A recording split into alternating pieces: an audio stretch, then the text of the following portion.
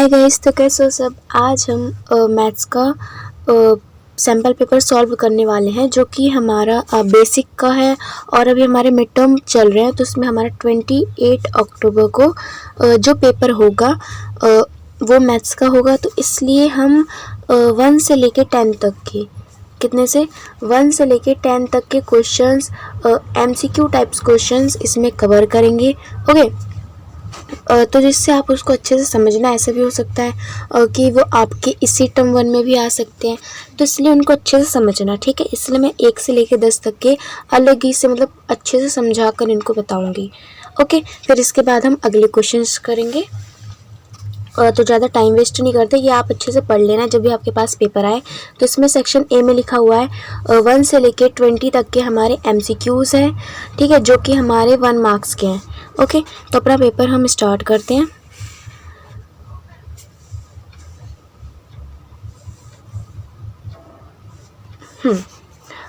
If two positive integer P and Q can be expressed as P की value इधर हमें ये दे रखी है एंड Q की वैल्यू हमें ये दे रखी है, ठीक है। ये क्या है, प्राइम नंबर है। हमें इसका क्या फाइंड करना है, एलसीएम फाइंड करना है। क्या फाइंड करना है, एलसीएम। ओके, एलसीएम फाइंड करना है। तो इसको भी हम समझते हैं। यहाँ पे हमें P कितना दे रखा है,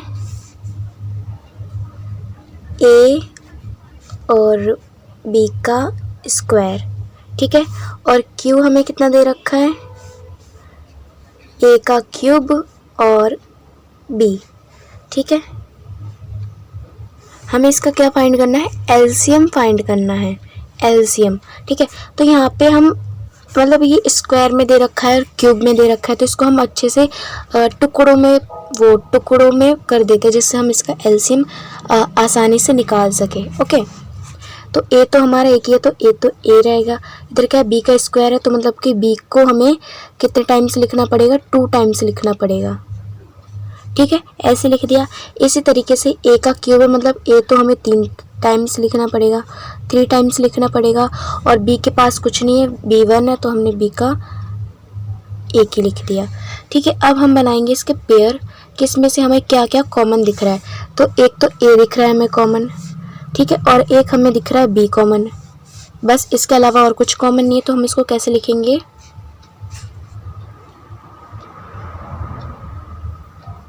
एक सेकेंड।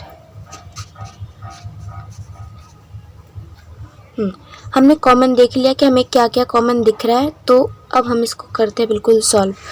तो यहाँ पे हमें ए दिख रहा है और बी दिख रहा है, जो कुछ भी हमें कॉमन दिखता है, ठीक है। जो भी हमें कॉमन दिखता है उसको हम कैसे लिखते हैं, ए को हम एक ही टाइम्स लेंगे क्योंकि ये हमारा कॉमन है। जो भी हमें कॉमन दिखता है उसको हम एक ही बार लिखते हैं, तो हमने ए को लिख दिया।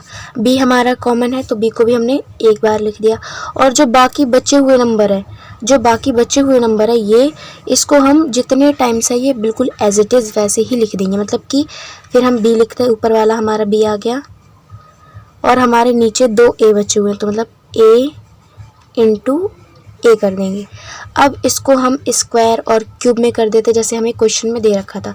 तो अब यहाँ पे ये देखो कि ए हमें कितने टाइम्स दे रखा है, 1 2 3, तो मतलब ए का क्या हो गया, हमारा क्यूब हो गया। इंटू करने के बाद बी हमें कितने टाइम्स दे रखा है, 2 टाइम्स, मतलब कि बी का क्या हो गया, हमारा स्क्वायर हो गया, ठीक है। इसको हम कैसे लिख सकते हैं,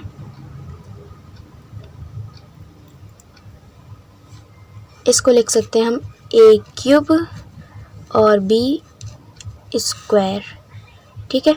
ए क्यूब बी स्क्वायर। अब देखते हैं हमारा ये वाला ऑप्शन कहाँ पर है। तो इधर है ए बी, ये तो हमारा गलत है। ए स्क्वायर बी स्क्वायर, ये भी हमारा गलत है। ये क्या है, हमारा ए क्यूब और बी का स्क्वायर, ये हमारा क्या है, करेक्ट है। तो फर्स्ट क्वेश्चन का हमारा आंसर हो गया सी। ओके, अब देखते हैं इसका सेकंड क्वेश्चन। सेकंड क्वेश्चन में हमें क्या दे रखा है, what is the greatest possible speed at which a man can walk 52 kilometre and 91 kilometre exact number of hour. तो इसको देखते हैं हम इसको कैसे सॉल्व करना है। यहाँ पे अगर आपको मैक्सिमम, ठीक है, देखो अगर आपको मैक्सिमम, ग्रेटेस्ट और हाईएस्ट, अगर ऐसे तीनों चारों वर्ड दिखे ना तो आप वहाँ पर समझ जाना ये हमारा चैप्टर 1 का है, ये क्वेश्चन हमारे चैप्टर 1 का है और इसमें हमें क्या फाइंड करना है, एचसीएफ फाइंड करना है। क्या फाइंड करना है, एचसीएफ। ठीक है, तो इसका हम एचसीएफ निकाल लेंगे। तो हमें क्या करना है, इसका एचसीएफ निकालना है। अब वो भी निकाल लेते हैं कि कैसे निकालते हैं हम। हाँ, यहाँ पे एक तो हमें इसका निकालना है 52 का और एक हमें निकालना है 91 का। तो अगर हम 52 के ये करते हैं, फैक्टर निकालते हैं, तो हमारा कितना आएगा यहाँ पे 2 6, फिर 2 आ जाएगा, ये हमारा 6 है और यहाँ पे आ जाएगा हमारा 3 और ये जाएगा हमारा 13 से, यहाँ पे आ गया हमारा 1। ये हमने 52 का निकाला है। अब हम निकालते हैं अपने किसका, 91 का। इसको हम करेंगे 7 से। ठीक है, तो ये 7 में कितने टाइम्स में जाएगा, ये जाएगा हमारे 13 टाइम्स में और ये 13 से 13 ही कटेगा। ठीक है, यहाँ तक समझ आ गया, कोई प्रॉब्लम नहीं है। अब देखते हैं, जब हम ये निकाल लेते हैं, अपने फैक्टर्स निकाल लेते हैं इन नंबर के, तो हमें कैसे लिखना पड़ता है बताती हूँ वो भी मैं। तो फिर हम इनको लिखेंगे 52, इसके क्या निकल रहे हैं 2 × 2 × 13। ठीक है, और फिर 91 का इसका क्या निकल रहा है, जो हमारा जिसके साथ है वो हम उसी के नीचे लिख देंगे, मतलब 13 के नीचे 13 आ गया। इंटू करने के बाद यहाँ पे क्या है हमारा 7 है, यहाँ पे बन नहीं रहा लिखते हुए, बट कोई नहीं, यहाँ पे हमारा कितना है 7 है। ठीक है, अब आप देखो कि एचसीएफ हमारा क्या होता है। एचसीएफ हमारे क्या होता है, कॉमन, मतलब कि वो ऐसा नंबर जो ऊपर इधर भी आ रहा है और नीचे भी आ रहा है, मतलब जो 52 में भी आ रहा है और 91 में भी आ रहा है। ऐसा कौन सा नंबर है, 2 ऊपर आ रहा है लेकिन नीचे नहीं आ रहा, तो हमारा 2 तो नहीं होगा, इधर भी 2 नहीं होगा। 13 हमारे ऊपर भी आ रहा है नीचे भी आ रहा है, इसका मतलब है कि हमारा एचसीएफ क्या हो गया, 13 हो गया। ठीक है, अब इसका आंसर देखते हैं हमारा कौन सा है, ऑप्शन 13 कौन सा है, ये 17 है, ये नहीं होगा, 13 किलोमीटर, तो हमारा ये आंसर होगा। ठीक है, फर्स्ट का हमारा क्या है, सी पार्ट है, सेकंड का हमारा क्या है, सी पार्ट है। ओके, अब देखते हैं क्वेश्चन नंबर 3। इसमें हमें क्या दे रखा है, if 1 0 of the quadric polynomial, ये हमें क्वाड्रिक पॉलिनोमियल दे रखा है, इसका हमें एक 0 दे रखा है, क्या दे रखा है, 0 दे रखा है और हमें k की वैल्यू फाइंड करनी है। ठीक है, तो क्वाड्रिक पॉलिनोमियल को हम कैसे लिख सकते हैं, x² + 3x + k = 0। ठीक है, ठीक है, हमने यहाँ तक लिख लिया। अब हमें क्या दे रखा है, एक 0 दे रखा है, कितना 2, कितना दे रखा है, 2 दे रखा है। तो हम क्या मान लेंगे कि p की जगह पर हम ऐसे रख लेंगे इसको। ठीक है, तो जहाँ पर भी हमारा x है, यहाँ पे हम 2 लिख लेंगे। तो ठीक है, जहाँ पर भी हमारा, एक सेकंड, यहाँ पे हम x ही लिखेंगे। ओके, फिर यहाँ से हम अपना फाइंड करते हैं। x हमें ये कितना दे रखा है, हमें 2 दे रखा है, तो मैंने यहाँ पे 2 लिखा और जहाँ पर भी आपको x दिख रहा है आप उसकी जगह पर 2 पुट कर दो। ठीक है, आपका आंसर आराम से निकल जाएगा। तो इसको हम सॉल्व करते हैं। मतलब कि x की जगह पर हमने 2 लिखा तो 2 का स्क्वायर हो गया, ये 3 प्लस करने के बाद 3 और x का हमारा 2 हो गया, प्लस में k = 0। ठीक है, इधर तक समझ आ गया। अब हमें क्या करना है, मैं इस पूरी इक्वेशन को, एक सेकेंड,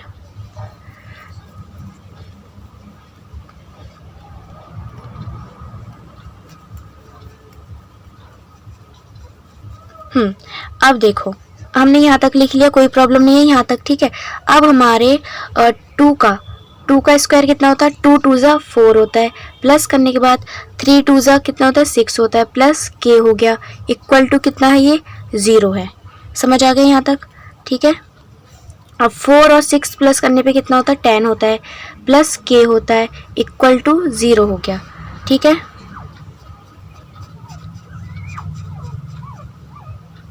ठीक है, समझ आ गया। अब हमें क्या करना है, इक्वल टू 0 के, तो k हम एज इट इज रखेंगे और 0 यहाँ पे हमारा ये क्या है, 10 प्लस में यहाँ पे, तो यहाँ जाके इस साइड जाके क्या हो जाएगा, माइनस का 10 हो जाएगा।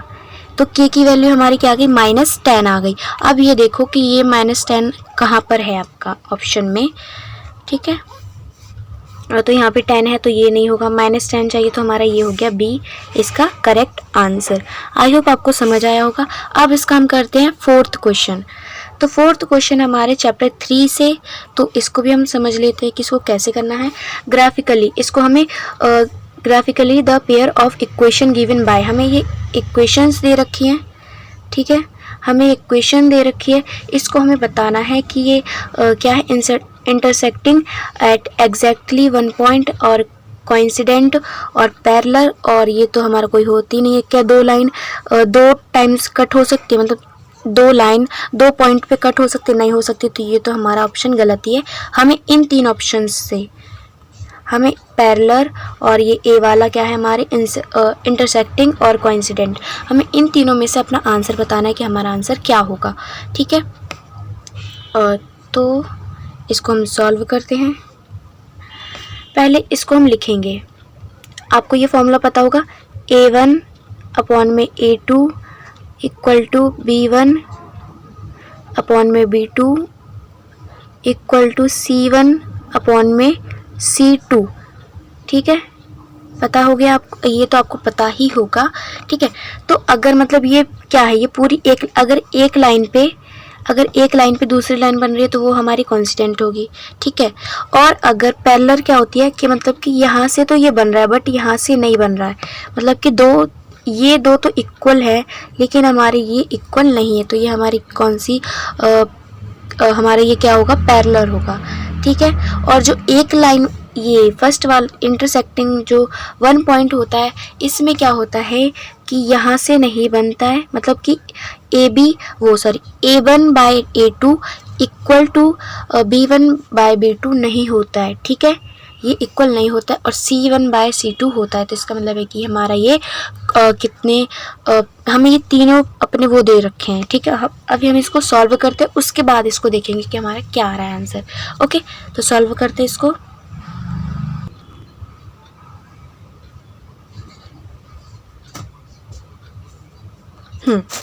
तो अपना फॉर्मूला हम यहाँ पे लिख लेते A1 बाय A2। ओके, तो हम इसमें से अपना फाइंड करेंगे। A1 हमारा क्या है, इधर क्या है 6 और A2 हमारा क्या है 2। ओके, अब हम B1 बाय B2 कर लेते हैं। तो B1 हमारा क्या है -3 है और B2 क्या है हमारा, y के पास कुछ नहीं, मतलब कि वो क्या है -1 है, माइनस तो है लेकिन y के पास कुछ नहीं है तो वो हमारा क्या है 1 है, ठीक है। और C अब इधर फाइंड कर लेते हैं। तो C को हमने यहाँ पे लिख दिया C1 बाय C2। C मेरा कितना है 10 है और C2 कितना मेरा 9 है। ओके, अब इसको हम करते हैं सॉल्व, देन उसके बाद हमारा आ जाएगा आंसर। अगर हम ये करते हैं तो कितना बचेगा हमारा 1/3, और ये माइनस है तो माइनस से माइनस कटा, क्या बचा 3/1, यहाँ पे भी हमारा 3/1 बचा, और ये तो हमारा इक्वल है ही नहीं। तो इसमें हमें क्या दिख रहा है, इसमें हमें क्या दिख रहा है कि A1 by A2 equal to है B1 बाय B2 के, ये और ये तो इक्वल है, बट ये हमारा C1 बाय C2 हमारा इक्वल नहीं है। तो ये कौन सी क्या होता है, ये होता है हमारा पैरेलल, ठीक है, पैरेलल होता है। इसको अभी हम फॉर्मूले से समझते हैं।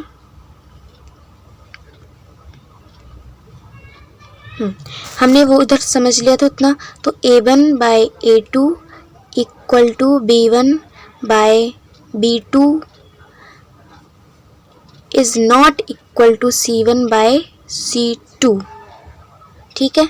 तो इसमें हमारा करेक्ट आंसर क्या आ जाएगा, जब भी ऐसे आपको दिखे तो ये हमारा क्या है, ये है हमारा पैरेलल, क्या है पैरेलल लाइंस है ये। ओके, तो इसको अब हम टिक कर लेते हैं। तो आंसर हमारा कहाँ पर है, पैरेलल कहाँ पे लिखा है, बी वाले में, तो आंसर हो गया हमारा बी। फोर्थ का हमने कर लिया बी। ओके, अब देखते हैं इसका फिफ्थ पार्ट। ये है आपके चैप्टर 4 में से, जो कि आपका टर्म 1 में नहीं आ रहा है। चैप्टर 4 आपका टर्म 1 में नहीं आ रहा, तो मैं आपको ये वाला क्वेश्चन नहीं कराऊंगी जिससे आप कंफ्यूज नहीं होंगे, ठीक है। तो अभी हम करते हैं इसका सीधा 6 पार्ट।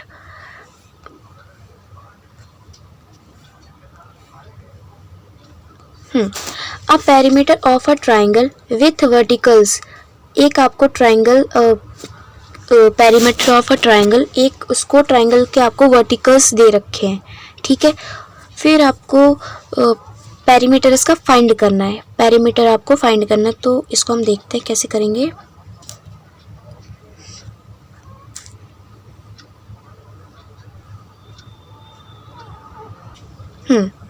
तो यहाँ पे हम इसको करते हैं सॉल्व।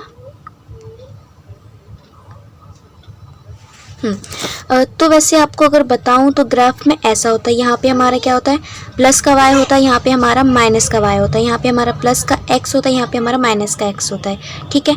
तो अभी तो हमें सारे के सारे नंबर किस में दे रखे, पॉजिटिव दे रखा है, किसी में माइनस नहीं है, तो हम ऐसे ऐसे कर लेंगे। अगर हमें x, एक सेकेंड आप यहाँ पर देखो, यहाँ पे हमें क्या दे रखा है, x हमारा क्या है 0 है और y हमारा क्या है 4 है, फिर हमारा x 0 है और y भी क्या है हमारा 0 है, फिर x हमारा 3 है और y क्या हमारा 0 है, ठीक है। समझ आ गया। हमें बिल्कुल इसी तरीके से अपने आंसर यहाँ पे लिखने हैं। इधर हम समझ लेते हैं जिससे और अच्छे से समझ आ जाए।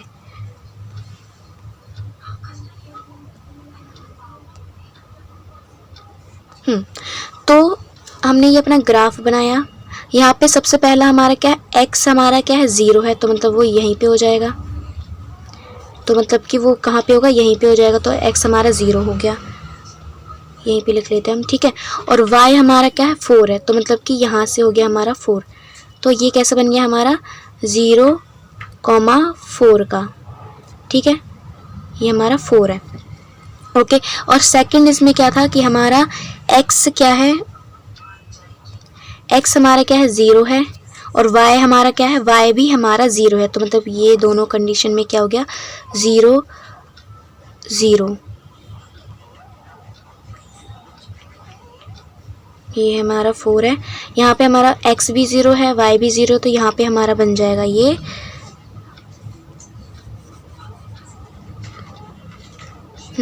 x भी 0 y भी 0, तो हमारा ये बन गया 0,0, ठीक है। अगला जो हमारा है वो क्या है कि इसमें हमारा x क्या है 3 है, तो मतलब प्लस का x है, तो x हमारे यहाँ पे क्या होता है प्लस का होता है, तो मतलब कि x हो गया हमारा 3 और y हमारा क्या है 0, मतलब कि यहाँ पे हमारा 0 ही है, ये बीच का 0 हो गया, ठीक है।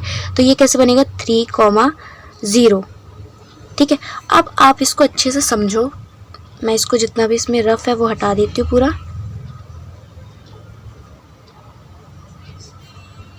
तो इसमें ये क्या बन रहा है, ये ट्रायंगल बन रहा है, यहाँ पे आपको समझ नहीं आ रहा होगा, ठीक है। तो मैं यहाँ पे बना देती हूँ, वैसे हमने उधर से समझ लिया, आप भी बिल्कुल उसी तरीके से समझना, फिर इसको करना, ठीक है।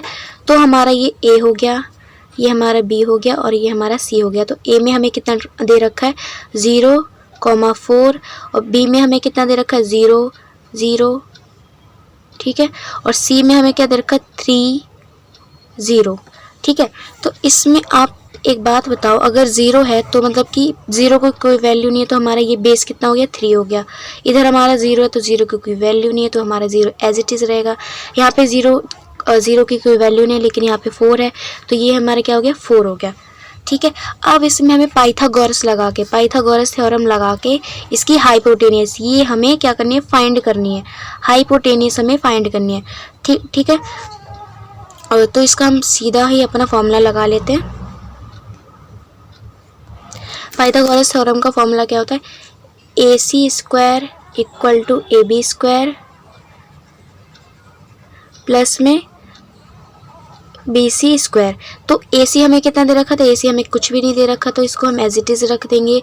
और AB हमें कितना दे रखा था, AB हमें दे रखा था कितना दे रखा था हमें, AB 4 दे रखा था, तो मतलब 4 का स्क्वायर प्लस BC हमें कितना दे रखा था 3 दे रखा था, तो हम 3 का स्क्वायर लगा देंगे।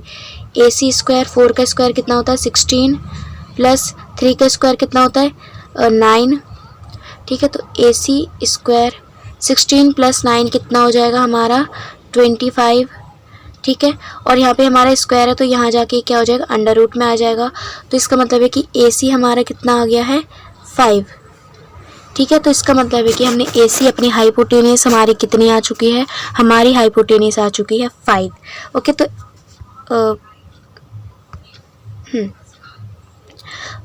तो जो हमारा ये ट्रायंगल बनेगा इसकी हमारी ये है हाइपोटेनियस 5, ये हमारा 4 और बेस है हमारा 3, ठीक ठीक है, अब इसको हम देखते हैं अपने क्वेश्चन में।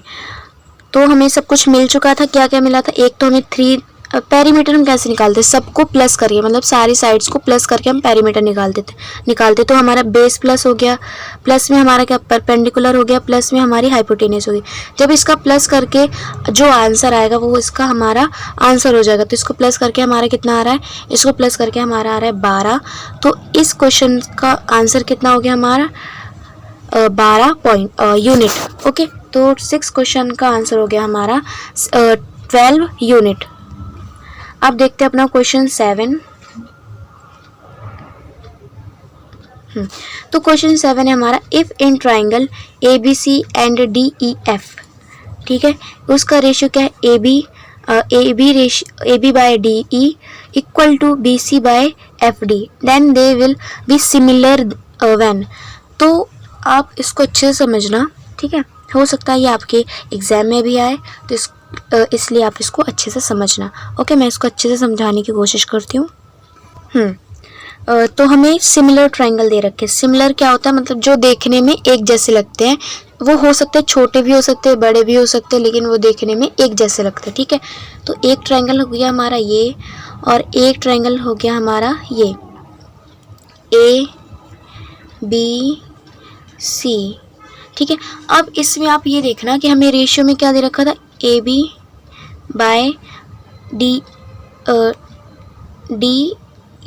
ठीक है। तो AB तो हमारा ये हो गया। अब इसमें हमें इस तरीके से लिखना है कि हमारा जिस साइड AB है उसी साइड हमारा DE भी आना चाहिए। तो इसको हम कैसे लिखते हैं, ऐसे लिख देते DE। अगर ऐसे हम लिखते तो AB हो गया हमारा और DE भी हो गया, ठीक है, ये हमारा ठीक हो गया। इक्वल टू ये क्या था हमारा फिर BC बाय FD, ठीक है। BC मतलब कि BC हो गया ये, और यहाँ पे हम लिख देंगे F। अब देखो इसमें AB हो गया बाय DE भी हो गया, ठीक है। अब इसमें क्या है ये क्या है हमारा BC, तो ये हो गया हमारा BC बाय क्या है इसमें FD, तो ये हो गया हमारा FD, ठीक है, सही हो गया। अब इसमें ये देखो कि इसमें हमारा एंगल कौन सा बन रहा है। अभी हम पहले तो ऑप्शन में से देखते फिर इधर अपना चेक करेंगे। तो चलो इसमें से देख लेते हैं हम पहले। तो इसमें हमारा एंगल कौन सा बन रहा है, एंगल बन रहा है हमारा B। कौन सा, ये हमारा B है, एंगल B। और क्या बन रहा है, एंगल D। तो एंगल D, ठीक है। तो इसमें हमारा क्या है, angle B equal to angle D। ये इक्वल है ना, क्योंकि इसमें AB और FD ये सारे इक्वल है, तो हमारे एंगल भी तो इक्वल होंगे ना। तो हमें ये देखना कि हमारा ये आंसर कहाँ पे आ रहा है, angle B equal to angle D, ठीक है। अब इसको चेक करते हैं हम, angle B equal to angle D कहाँ पे आ रहा है हमारा। Angle B equal to angle E गलत है, एंगल AD गलत है, angle B equal to angle D ये हमारा है करेक्ट आंसर। ओके, अब देखते हैं इसका क्वेश्चन 8।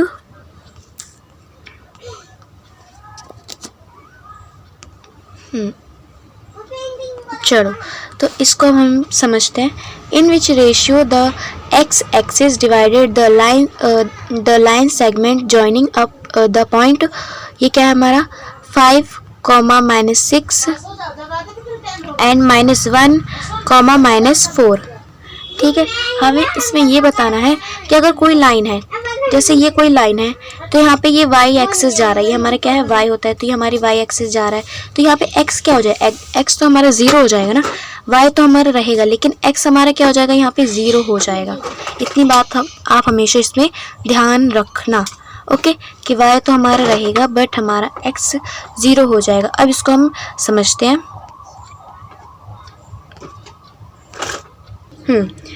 तो इसमें हमें कितने पॉइंट्स दे रखे हैं, 2 पॉइंट्स दे रखे। पहला क्या है हमारा 5, -0, 5, -0 है या 6 है, एक बार चेक कर लेते हैं। यहाँ पे 5, 6 है, हाँ -6 है, ठीक है। तो जो हमारा पहला पॉइंट हमें दे रखा है वो है हमारा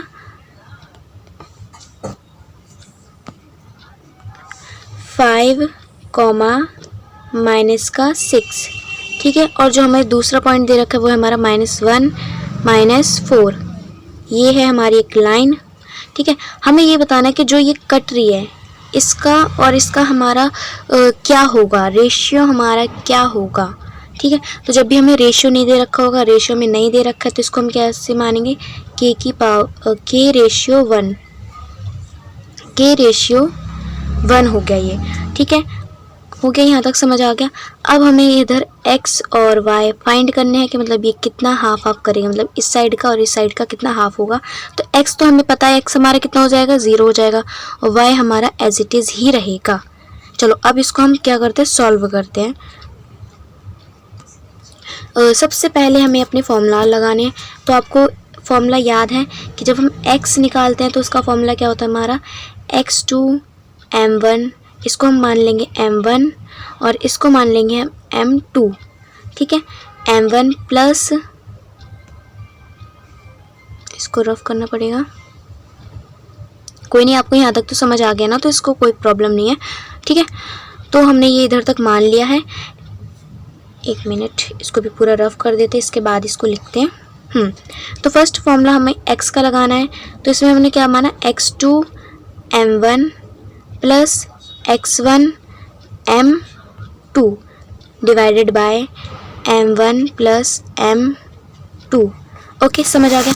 अब इसमें हमारा ये क्या होता है, x1 होता है, ये हमारा y1 होता है, ये हमारा x2 होता है और ये हमारा y2 होता है। अब सीधा सीधा इसको फॉर्मूले में पुट करते हैं। तो यहाँ पे मैंने आपको यहाँ पे क्या बताया था, अगर कोई एक लाइन y एक्सिस पे बन रही है तो y तो उसका रहेगा, लेकिन x क्या हो जाएगा, 0 हो जाएगा, ठीक है। x क्या हो जाएगा, इसका 0 हो जाएगा। ओके, तो यहाँ पे हमारा x है तो x हमारा 0 हो गया, ओके। और x2 हमारा कितना है, x2 हमारा कितना है, माइनस का,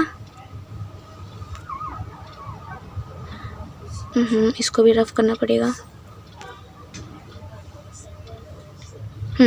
तो x2 हमारा कितना है, यहाँ पे हम देख लेते हैं, -1 है, इंटू करने के बाद m1 हमारा कितना है, यहाँ पे देख लेते हैं, k है, ठीक है। प्लस करने पर x1 क्या है हमारा, 5 है, और फिर क्या करते हैं इसमें हम इंटू करने पे m2 कितना है हमारा, 1 है, divided by m1 plus m2, m1 plus m2। तो m1 हमारा k है और m2 हमारा 1 है, तो k प्लस 1।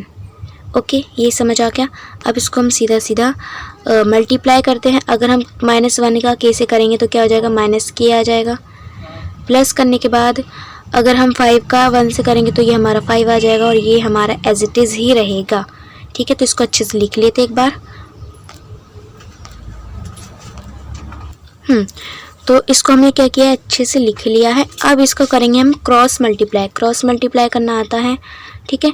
इधर हमने 1 लगा दिया। अगर हम 0 से इसका करते हैं, अगर हम 0 से किसी भी नंबर का डिवाइड या मल्टीप्लाई करते हैं तो वो आंसर क्या हो जाएगा, 0 ही हो जाएगा, ठीक है। तो इसका क्या हो जाएगा, 0, और 1 से इसका करते तो हमारा ये तो एज इट इज़ ही रहेगा, ओके। तो यहाँ तक आपको समझ आ गया, कोई प्रॉब्लम नहीं है। अब इसका आगे का देखते हैं।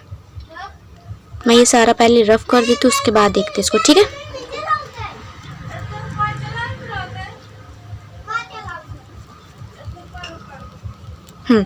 तो चलो अभी मैं इस इक्वेशन को यहाँ पे लिखती हूँ। ये क्या है हमारा, 0 इक्वल टू -k प्लस 5, ये है, ठीक है। तो आप एक बात बताओ, यहाँ पे ये k क्या है, माइनस का है, तो इस साइड जाके प्लस का क्या हो जाएगा, इक्वल टू 5। तो मतलब k की वैल्यू कितनी आ गई हमारी, k की वैल्यू आ गई हमारी 5, ठीक है। तो हमें यहाँ पे रेशियो ही फाइंड करना था, ठीक है। तो एक तो हमें k की वैल्यू हमारी कितनी आ गई, 5 रेशियो 1 तो हमारा था ही, तो आंसर हो गया हमारा 5 रेशियो 1। अब देखते हैं हमारा आंसर कहाँ पर है, ये 5 रेशियो 1, ओके। तो आंसर है हमारा कहाँ पर, बी पार्ट में, 5 रेशियो 1, ये है हमारा करेक्ट आंसर। अब देखते हैं इसका क्वेश्चन नंबर 9। क्वेश्चन 9 हमारा, in the figure if PA कहाँ पर है हमारा, PA एंड PB आर क्या है, ये टेंजेंट है, क्या है, टेंजेंट है टू द सर्कल, ठीक है, ये टेंजेंट है, ठीक है, विथ सेंटर ओ, ये हमारा क्या है, सेंटर है ओ, सच दैट ए पी और बी इसका कितना है, ए पी बी का हमें कितना दे रखा है, ये है, ठीक है, 50 डिग्री है। और देन ओ ए बी का हमें क्या करना है, फाइंड करना है, ओ ए बी का हमें फाइंड करना है कि ये कितनी डिग्री का होगा। तो चलो एक बात आप अच्छे से सुनना, यहाँ पे अगर आपको टेंजेंट दिखता है तो यहाँ पे कितना हो जाता है, यहाँ पे वो कितना हो जाता है, अगर आपको टेंजेंट कहीं पे शब्द दिखता है तो इधर उसका कितने डिग्री का एंगल बनता है, ये बनता है हमारा 90 डिग्री का, और इधर भी बनता है 90 डिग्री का, ठीक है। तो एक बात बताओ, यहाँ पे आपका ये और ये चारों साइड्स का हमें जब दिखता है एंगल, चारों साइड का हमें जब डिग्री मिलती है, तो वैसे आप एक बात बताओ, इसका पूरे का जोड़ कितना होता है, मतलब कि इसका पूरे का सम कितना होता है, 360 होता है, 360 होता है, ठीक है। तो जब भी आपको ऐसे चार साइड दिखे तो उसके पूरे का जोड़ कितना होगा, 360 होगा। ओके, अब इसको अच्छे से समझते हैं। तो angle P plus angle P, हमने एंगल वो कर लिया, वो एंगल A प्लस एंगल ये क्या है हमारा O plus angle B equal to कितना हो जाएगा, ये हमारा 360, ठीक है, 360 हो जाएगा। तो हमें एंगल P कितना दे रखा है, अच्छे से देखो, यहाँ पे एंगल P हमें कितना दे रखा है, 50 डिग्री, प्लस करने के बाद एंगल A मैंने इधर क्या बताया था, एंगल A कितना हो जाएगा हमारा, 90 डिग्री का हो जाएगा, तो ये हो गया हमारा 90 डिग्री। प्लस करने के बाद O हमें पता नहीं, तो उसको हम एज इट इज ही रख देंगे। प्लस करने के बाद एंगल B हमारा कितना, इधर का भी हमारा 90 डिग्री हो गया, इक्वल टू 360 डिग्री। ओके, अब आप एक बात बताओ, जब आप 50 को 90 को, वैसे 90 और 90 कितना होता है, 180 होता है, 180 में जब आप 50 प्लस करोगे तो कितना हो जाएगा, तो हो जाएगा हमारा ये 130 हो जाएगा ये, ठीक है। तो इसको हम सीधा सीधा लिखते हैं। तो मतलब है कि हमारा O कितने निकल गया, एंगल O, एंगल अभी नहीं निकला ये, तो हाँ अभी तक हमने इतना निकाल लिया कि ये कितना हो जाएगा, 230 हो जाएगा। प्लस करने के बाद एंगल O इक्वल टू 360, ठीक है, इधर तक आपको समझ आ गया था।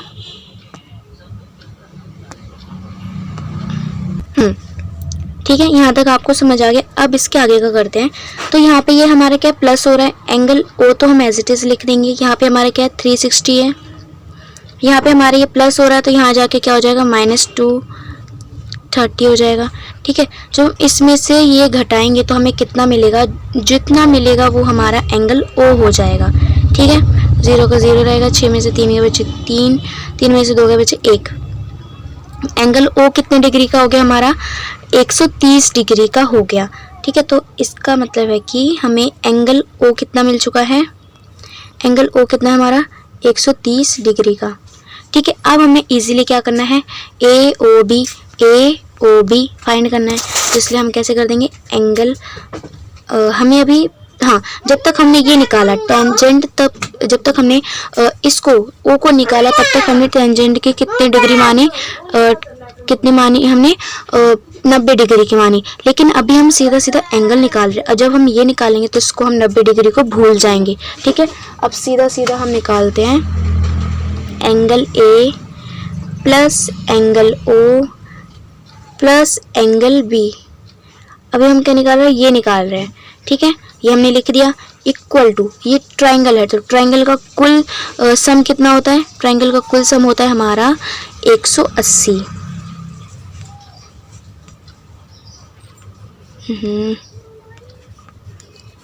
ठीक है, तो ट्रायंगल का कुल सम होता है हमारा 180 डिग्री का। तो एंगल A हमें पता नहीं, तो एंगल A को हम एज इट इज ही रखेंगे। प्लस एंगल O हमारा कितना था, इतना था। ठीक है, और प्लस एंगल B हम एज इट इज़ रखेंगे। ये हो गया हमारा इक्वल टू 180 डिग्री का। अब इसमें आप एक बात देखो कि ये हमारा क्या ट्रायंगल है और इधर कहाँ बन रहा है, ये सेंटर में बन रहा है, तो इसका रेडियस क्या होगा, सेम होगा। इसका रेडियस हमारा क्या होगा, सेम होगा, रेडियस सेम होगा। तो इसका मतलब है कि जो ये है ये कौन सा ट्रायंगल बन रहा है, ये बन रहा है हमारा आइसोलेस ट्रायंगल। आइसोलेस ट्रायंगल में क्या होता है कि ये जो ये लाइन्स है ये तो हमारी सेम होती है, साइड होती है, लेकिन ये हमारी सेम नहीं होती। तो मतलब ये हमारे जो भी सेम है तो इसका सेम आंसर आएगा। ठीक है, तो इसको मान लेते हैं हम x। ठीक है, यहाँ पर भी x है, यहाँ पर भी x है, तो एंगल A को हमने क्या माना है, x plus 130 plus angle B भी हमारा x ही होगा क्योंकि ये दोनों सेम है, इक्वल टू 180। ओके, यहाँ तक समझ आ गया। इसको मैं रफ करके फिर से बताती हूँ।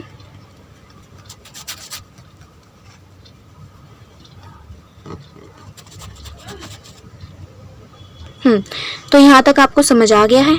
ठीक है, अब देखते हैं x इधर भी है और x इधर भी है, तो मतलब ये क्या हो गया, 2x हो गया। 2x प्लस ये क्या हमारा 130 इक्वल टू 180 डिग्री। ठीक है, तो 2x हमारा एज इट इज़ ही रहेगा। ये हमारा क्या प्लस करते इधर जाके क्या हो जाएगा, माइनस हो जाएगा। 180 में से जब हम 130 माइनस करेंगे तो हमारे पास कितना बचेगा, तब हमारे पास बचेगा कितना, 50 बचेगा। इसको भी रफ कर लेते हैं, फिर इसको समझ लेते हैं अच्छे से।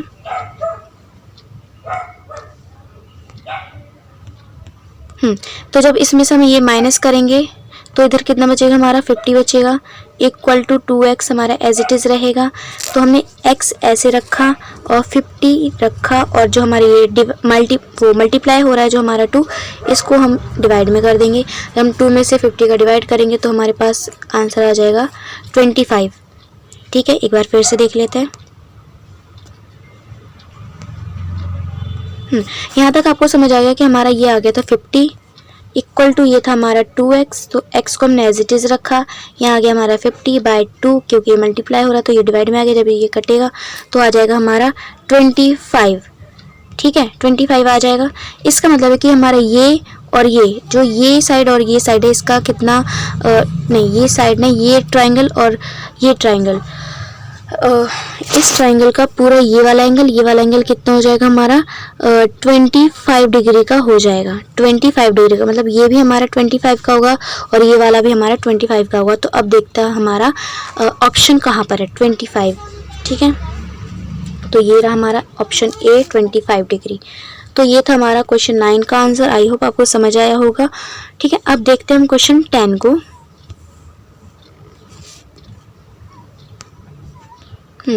तो एक बात बता दूं मैं आपको, यहाँ पे जब ये प्रिंट कर रहे होंगे तो यहाँ पे मिस्टेक हुई है।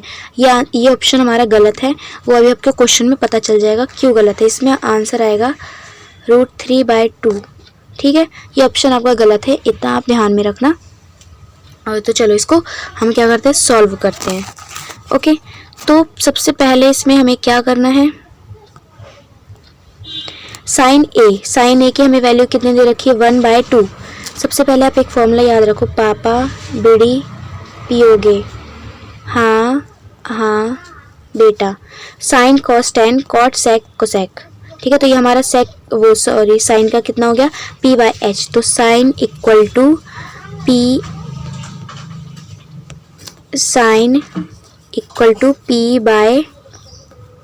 हो गया। ठीक है, अब यहाँ पे हमें कितना दे रखा था, 1/2। तो इसका मतलब है कि ये हो गया हमारा 1/2। ओके, समझ आ गया यहाँ तक।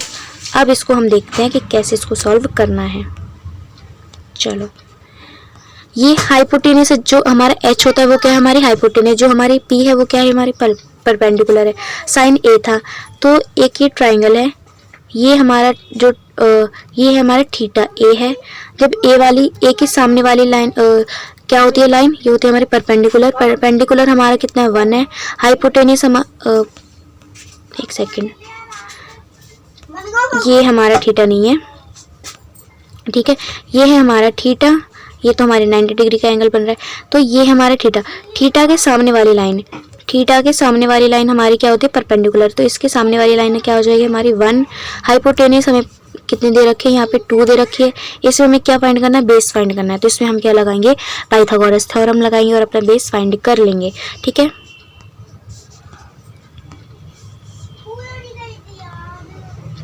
तो इसको पूरा हम रफ कर देते हैं।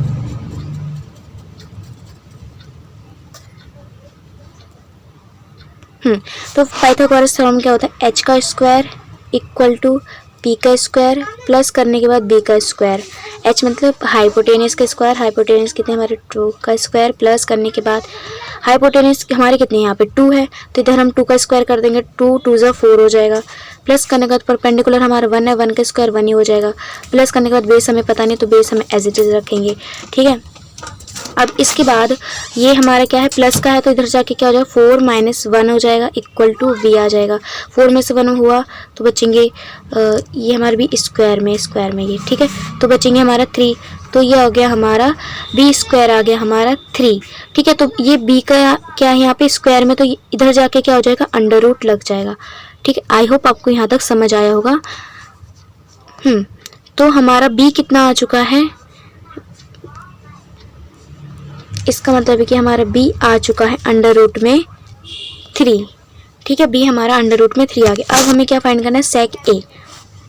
मैंने फॉर्मूला लगाया था, पापा बेड़ी पियोगे हाँ हाँ बेटा, sine cos tan cot sec. Sec क्या होता है हमारा, h/b। ठीक है, हमें सेक फाइंड करना है, तो हमारा सेक क्या होता है, h/b होता है। तो इसमें हाइपोटेनस हमारी क्या थी, हाइपोटेनस थी हमारी 2 और बेस हमारा कितना है, √3। हाइपोटेनस हमारी कितनी थी, हाइपोटेनस थी हमारी 1। कितनी थी हमारी हाइपोटेनस, 1 थी। देख लेते हैं कैसे थी। तो सबसे पहले जो मैंने रफ कर दिया उसी को हमें वापस लिखना पड़ेगा, क्योंकि हम उसी से समझेंगे। ठीक है, तो मैंने यहाँ पे एक ट्रायंगल बनाया था जिसका हमें बेस कितना हमारा निकला था, अंडर रूट में 3 निकला था। ठीक है, हमने ये अपना फॉर्मूला लगाया था। साइन का क्या होता है, p/h। तो इसमें हमारा परपेंडिकुलर क्या है, ये हमारा थीटा था, परपेंडिकुलर हमारा कितना यहाँ पे 1 है, 1 हो गया। और नीचे वाला हमारा क्या है, h हमारा कितना है, 2 है। ठीक है, ये हमारी पूरी की पूरी जो हमारा साइन वैल्यूज डालेंगे वो हमने अपना पूरा लिख लिया है। अब हम लगाते हैं अपना सेक a। क्या लगाना है, हमें सेक a लगाना है, तो इसको सॉल्व करते हैं। सेक a फॉर्मूला क्या होता है, sine cos tan cot sec. Sec means h/b। तो इसमें हाइपोटेनस क्या है हमारी, हाइपोटेनस क्या है हमारी 2 है, बेस हमारा क्या है, अंडर रूट में 3 है। तो इसका मतलब है कि आंसर आ गया हमारा 2/√3। अब देखते हैं कहाँ पर है ये हमारा, वाह, इसका आंसर हमें मिल चुका है। बट वैसे अगर सॉल्व करेंगे हम तो हमें नहीं मिलेगा। चलो कोई बात नहीं, हमें आंसर अपना मिल चुका है 2/√3। 2/√3 हमारा क्या है, आंसर है 10 क्वेश्चन का। तो ये थे हमारे MCQs के 10 क्वेश्चन। आई होप आपको समझ आए होंगे। ठीक है, काफ़ी ज़्यादा टाइम हो गया तो मैं आपसे इतना तो सोचती हूँ कि आप लोगों को समझ आए होंगे। अगर आपको समझ नहीं आया तो मेरे को कमेंट बॉक्स में बता देना। ठीक है, अगले हम क्वेश्चन कुछ टाइम में शुरू करेंगे। Okay, thanks for watching my video, bye.